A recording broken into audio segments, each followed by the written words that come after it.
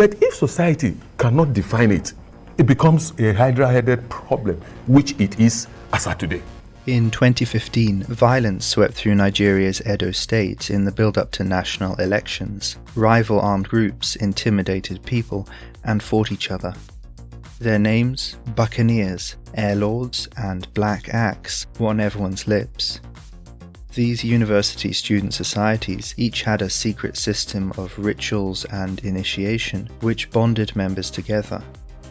Many of these cults were hired by politicians as security.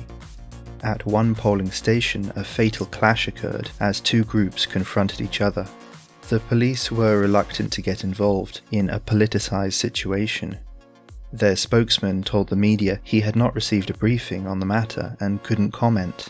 Things changed quickly in the aftermath of the election. Nigeria's new Inspector General of Police sent an anti-cultist squad to Edo State. Suddenly, everyone was being arrested, a trail of confraternity connections which seemed to go right to the top of government. Senior Edo politicians and civil servants were placed behind bars. Secretaries, special assistants, and executive directors, all accused of fueling and funding the recent wave of political violence. The establishment in Edo held its breath, but the police stopped short of arresting the state governor. A spokesman agreed to speak to the media on the condition of anonymity. Despite the police operation, many citizens continued to fear the cults. "The state governor does not condone cultism," said the anonymous spokesman. This is why, when one of his bodyguards was accused of being involved, he ordered his arrest.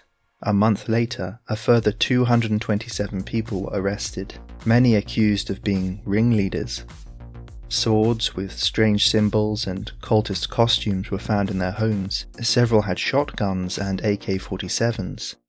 One of the accused leaders, Ernest Amadasun, protested his innocence. "I am a member of the Neo-Black movement. It's a Pan-Africanist group that fights for advocacy for the black man," he told journalists. "We were asked to assist the police with information because of all the crime happening in our communities. We acceded to it, and we got there and were arrested." The police operation aimed to strike at the heart of the problem, the respectable men who used poor, disempowered youth to attack and intimidate their rivals. But convicting those arrested proved difficult. Few people were willing to testify. Ernest Amadasun, who had vehemently protested his own innocence, was eventually released. But by 2021, he was back in the spotlight. A BBC documentary had accused the Neo-Black movement of being a violent mafia group involved in cybercrime and human trafficking. As chairman of the Neo-Black movement's board of founders, Amadasun threatened to sue the BBC for defamation. He appeared on TV to clear up the confusion. His group was born with a very wonderful and positive ideology, an ideology that is rooted in Pan-African principles. And that ideology we hold dear up till today. It had nothing to do with rogue Black Axe criminals who used the same symbols. We can't even identify because they are not a registered group. We are hearing Black Axe. And that is where I was talking about these issues of narratives, of focusing on the crime. The Neo-Black movement had supported South Africans during apartheid and funded local charity activities. The problem was not the group, but an increasingly violent and corrupt wider society. But I think what we are seeing today is effects of the deterioration of society and the depravity that is inherent in the larger society at large. Nigeria was in trouble, and the Neo-Black movement was trying to help. The confusion over the relationship between Black Axe and the Neo-Black movement has not been helped by Western media coverage, which tends to focus on the way this group inconveniences people in Europe. Black Axe are presented as people smugglers and email scammers, and the Neo-Black movement characterized as a cover-up for the criminals. This video takes a slightly different approach. It focuses on the African origins and context of the group. This is the story of how a Pan-African movement became part of the problem it was trying to solve.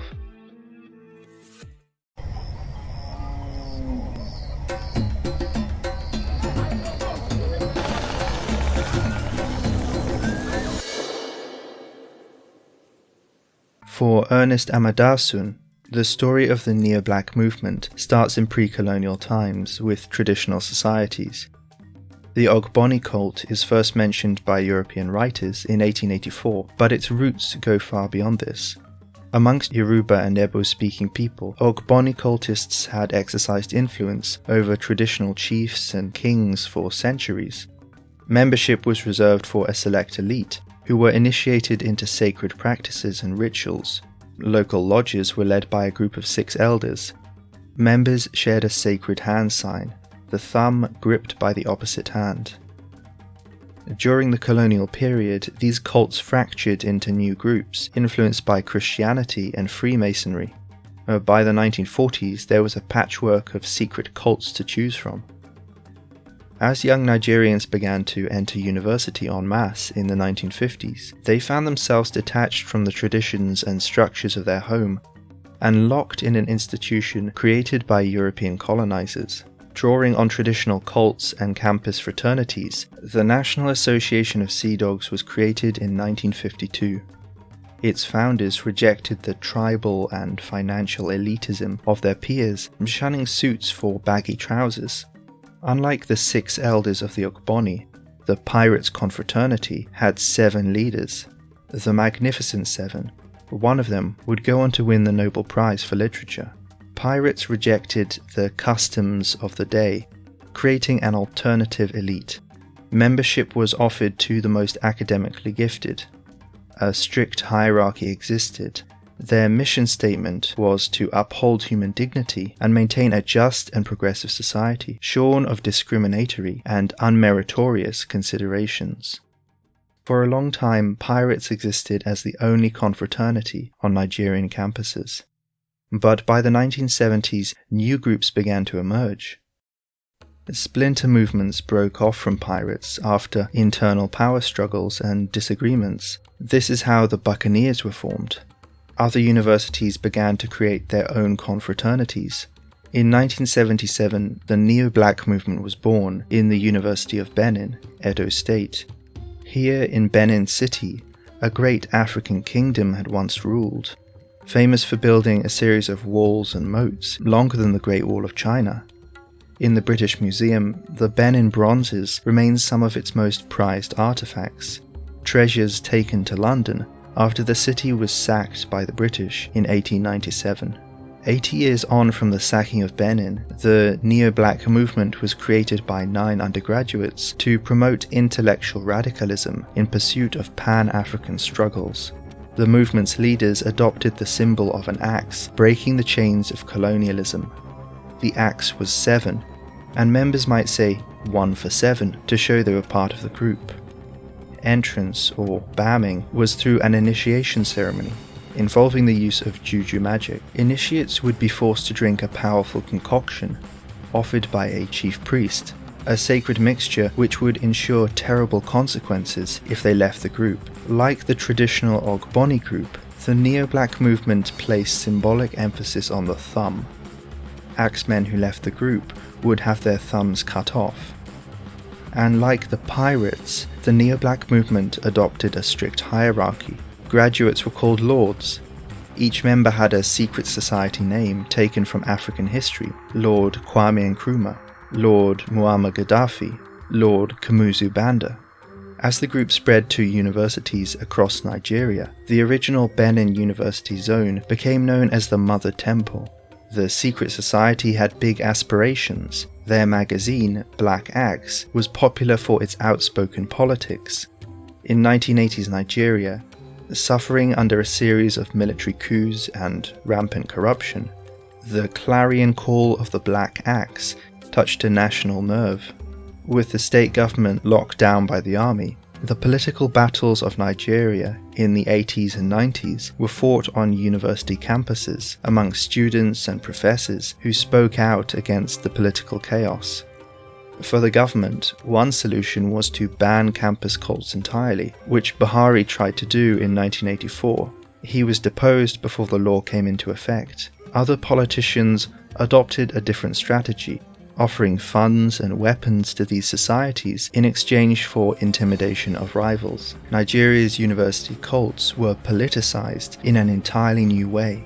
They were no longer an outside voice calling for change. They were part of the system of power. Pirates, the neo-black movement, and other confraternities expanded out of the campuses into wider society, becoming a source of covert violence and intimidation for competing political groups. They also grew into the underworld, connecting educated elites with organized crime. At this stage, many confraternities established militia wings to protect their political and business interests. The Vikings created a group called Icelanders, whose leader, Ateke Tom, would go on to fight in the Niger Delta insurgency. These informal divisions allowed respectable university graduates to distance themselves from the more violent aspects of politicized cults. The relationship between the neo-black movement and Black Axe can be understood in this manner. But sometimes the ugly face of cult violence spilled over into the university itself, and when it did, university staff were often paralyzed, terrified of the political heavyweights hiding behind hooliganism. In 1999, students at Obafemi Awolowo University had an argument with Black Axe members. The cultists chased the students back to their dorms before a member of the student union intervened. The student union president identified undergraduates who were part of the cult and forced his way into their rooms, finding guns and regalia. As cults were banned on campus, they made a formal complaint to the university, and the Black Axe members were arrested by police. 2 weeks later, the cultists were brought before the court, but none of the students were called as witnesses. After 2 court appearances, the magistrate discharged and acquitted all involved. Worried for their safety, the student union pressured the university to discharge the Black Axe students. The university agreed, but never issued the letters. Rumor had it, the vice-chancellor was working with the cultists. When the university reopened, 40 Black Axe members stormed a student party. Wielding guns and cutlasses, they attacked students indiscriminately, before going from room to room looking for members of the student union. After shooting the student union secretary general, they left campus through the main gate. The security guards were nowhere to be seen. In the aftermath, the government forced the resignation of the vice-chancellor and set up a special judicial inquiry. The commission listed 7 people it could identify with certainty, one of whom was arrested and placed in police custody. The trial lasted over 2 years, and students and staff testified for the prosecution. In 2002, the judge accepted a no-case submission by the defense, and the accused were set free. The attack on Obafemi Awolowo University was designed to intimidate academic staff and students, but it was the government response which hammered home the message. Black Axe had too many friends in high places to be held accountable for the deaths of innocent undergraduates. With this kind of power, Black Axe have acted with impunity when it comes to criminal activity. Many email scammers work from their dorm rooms and use their cult networks to pool skills and resources. In a twisted way, stealing money from people in Europe and America could be viewed as a Robin Hood-style wealth redistribution, but in reality, proceeds go to cult members who waste it on cars and luxury products. The informal links of the Black Axe network stretch across the world and make laundering money from cybercrime very easy. Money moves through multiple accounts, making it impossible to track. One thing missing from the story so far are women. In the 1900s, some cults had women and men as elders, and the Ogboni leaders often wore jewelry, displaying a male and female cultist side by side. Black Axe and the neo-black movement are proudly all male. Some Black Axe music records draw on the hypermasculine stereotypes of ghetto culture. In 2019, 2 women were publicly humiliated for copying a Black Axe greeting. On a wider scale, Black Axe is heavily involved in people trafficking and prostitution rings. Many vulnerable women are bound to their captors by juju magic. In Italy, Black Axe runs brothels filled by migrants. Of course, women are not only victims. They can also be co-conspirators. Sometimes male and female cult groups work together, with female cultists often acting as spies. By the 2000s, Black Axe had such a negative public image, it would be easy to wonder why anyone would willingly join such a group. Within the neo-black movement, the aging founders look back warmly on their student days, quietly sidestepping the issue of growing violence in the universities. At the undergraduate level, Black Axe offers power and liberation, the power of being feared, and the liberation of making money through cybercrime. But cult membership was also a long-term investment, which could open a political career or business job in the future. The regular parties and meetings, known as jollifications, created a sense of brotherly community. At its best, the neo-black movement offered an assured African masculinity to its members, who shared a warm fraternal love, a feeling of us against the world, a sense of being part of something powerful in a country full of corruption and chaos. Anything is possible as an Axeman.